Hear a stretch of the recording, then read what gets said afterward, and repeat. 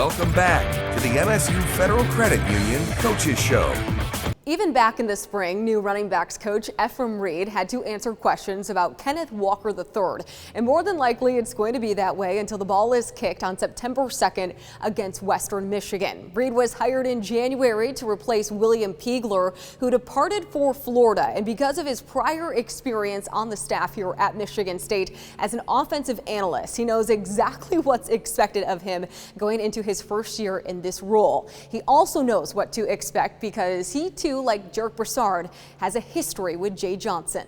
Obviously, this is a dream come true.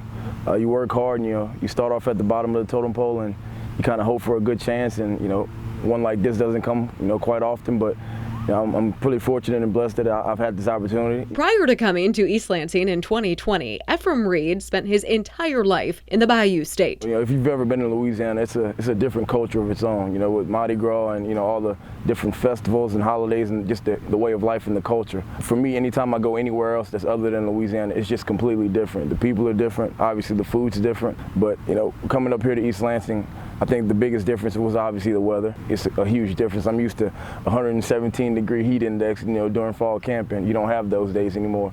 So, I'm out here in long sleeves and pants every day sweating, and people look at me like I'm foolish. I'm just what I'm used to. Born in Baton Rouge, Louisiana, Reed was a first-time All-State honoree at Dutchtown High School after rushing for 32 touchdowns as a senior before going on to play at Louisiana. So not only does he know the position well, but it's where he first became familiar with Jay Johnson and his offense. This is a relationship business. So for the most part, nothing's changed since I played for him as far as, formationally and, his thought process. Obviously, it's expanded a little, but, for the most part, he still is the same guy that he was over 10 years ago when I first met him. But, I think that brought so much comfort because I know him, his wife, his son. I've known them for years, and, they're the same people, who recruited me when I was coming out of high school. It's a big reason why Reed has been able to pick up where William Piegler left off. However, there is one large task at hand. This has to be your favorite question, and you get asked it all the time. Let me guess. Yeah, you want to ask it? Pretty sure it has something to do with Kenneth Walker. Yes. You do have a lot of guys, though, that you're very confident in. Who is really starting to emerge in camp and sort of fill that spot?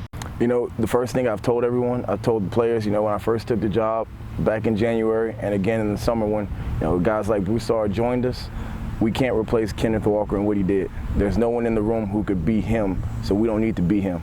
But collectively, we need to create the same value he brought to Michigan State. And that's our goal right now. We don't need anyone to go out there and try to make people miss like he did, try to make plays like he did.